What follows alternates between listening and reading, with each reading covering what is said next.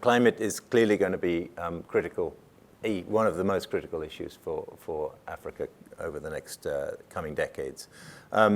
And the report sets out very well, I think, the challenges and issues that you have going forward.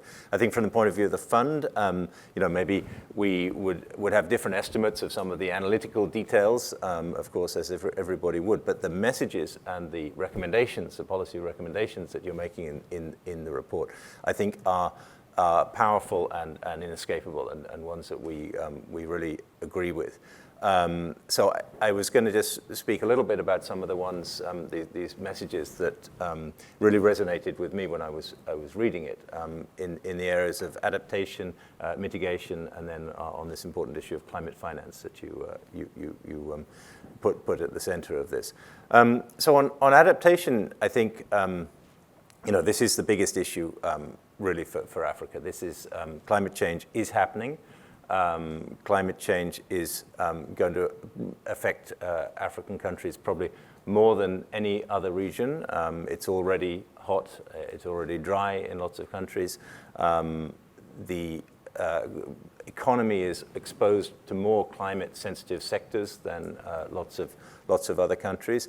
And incomes are lower, and this is absolutely a central part of it, because richer countries do have much more capacity to adapt and to much more resilience to climate change. So that's where I want to come to the message that comes out from the report about the importance of looking at this holistically across all of the SDGs that you mentioned, because I think the report says you need integrated sustainable development pathways and avoiding silos that focus on one dimension over another. And for us, we've done some work recently on adaptation, fiscal policies for adaptation in the fund. And one of the key messages that came out of that was that this is part of development. Adaptation and development, they're like two sides of the same coin. That often adaptation policies might be the best way to pursue development, but equally often development policies that may be nothing to do with climate, like health and education, may be the best way to develop capacity to have a more resilient economy. So I think that's really important to think going forward. I think it's a message coming out from the report.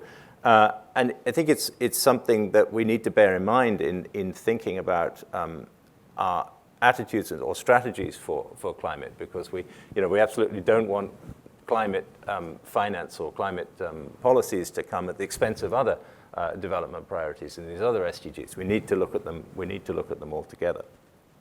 On mitigation, I think the report really effectively makes the case that on a historical equity or any other grounds, Africa has huge capacity, huge rights, if you like, to emit more before. From an equity point of view, the numbers are so low that both historical and current emissions per capita in Africa are extremely low. But just because you have a right to do something doesn't mean it's in your interest to do it, and I think that's a message that's coming out from the report as well. And I think from this point of view, there's a few things to think about. First of all, even if the advanced countries stopped emitting altogether, the developing and emerging countries would be emitting so much over the next few decades that climate change is going to get worse and worse, and that's going to be again most affecting the poorer countries. So there's a kind of self-interest that we have to solve this problem together.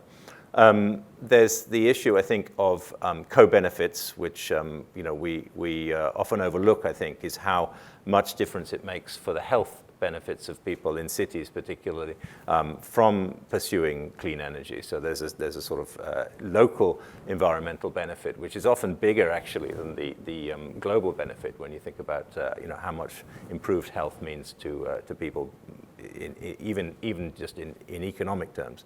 But I think that the most important thing, which again I read in the report, is the opportunities that there are in the green transition. That countries don't have to go through the same development path that the advanced countries went through.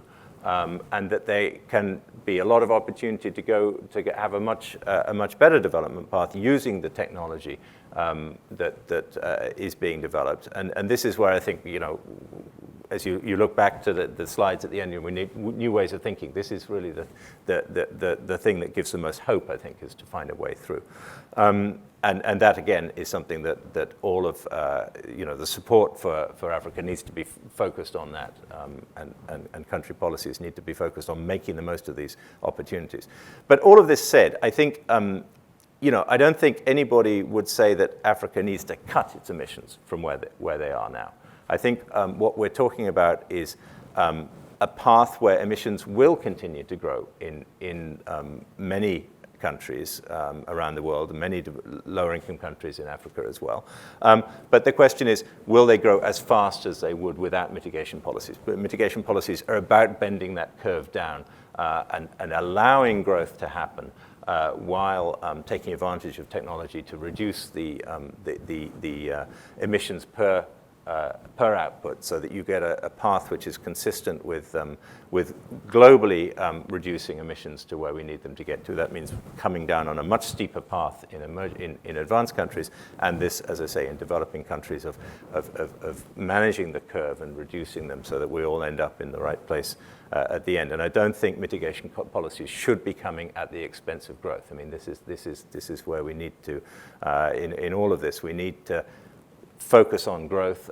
That's, as I said, extremely important for adaptation, but it's important for how we think about mitigation policies as well. Finally, on climate finance, again, I think the report amply makes the moral, the equity case for much more financing for climate. I think that's a case which, of course, has been made for many years in many different areas of development, that there should be much more support. Are we going to see as much as is needed and is deserved? I don't think so. I think that we all need to push as hard as we can for that outcome. But here I wanted just to focus a little bit on what countries can do themselves. I think that's really important to think about what countries can do themselves to maximize the climate finance and to make the best use of it. And here's, say, a couple of things. One is on the importance of the private sector, on having policies in place that encourage private sector money to come into the country and to be used in the most productive ways possible. I think on the mitigation side, for example, carbon pricing is very effective in that way, that it provides the right incentives for profits to be made in renewables rather than in fossil fuels. On the adaptation side, perhaps things like reinforcing property rights and strengthening regional trade and these kind of issues can help encourage the private money, because in both adaptation and mitigation, most of the investment is going to be a private sector issue. When it comes to the public sector, I think it's very important for countries to direct as much as possible and to have real sort of control and agency over what's happening. We've seen that the climate finance flows that come in so far have been focused too much on mitigation. I think that the sort of revealed preferences of the donors is on mitigation. But adaptation is really, I think, the most important, as I said, the most important thing. We need to see that coming more that way. I think there's a lot that countries can do to attract more climate finance from the existing funds. We've done some work with Asian countries and now also with African countries in how to unlock and get hold of this finance, particularly for smaller countries that have less capacity. It can be difficult to get to jump through all the hoops and hurdles to get that climate finance. So I think that is very important as well. And the other area I wanted to mention was public financial management. Again, this is in the report, of course, but it is extremely important for countries to develop and build their public financial management systems to make sure that the use of funding that they're getting is maximized, and that we can see these choices being made in a really developmental way. Where is the best developmental use of the funding that's available? Finally, I can't talk about climate finance without mentioning what the IMF is doing in this area, which is trying to contribute our part to this. And of course, there's the Resilience and Sustainability Trust, which is just being put together now. We're piloting it in a number of countries, including some in Africa. And that is intended to make the fund is, I think, aimed to be over $45 billion, and it's on very concessional terms, which is important. You talked about the importance of the concessionality in this. Certainly by the standards of the IMF, this is extremely concessional money with 20 years grace, 20 years repayment period and 10 years grace. So we're really hoping that this will make a difference as part of what the world needs to do, as you so rightly say, to increase the climate finance to countries. So I'll stop there, and thank you very much. Yeah.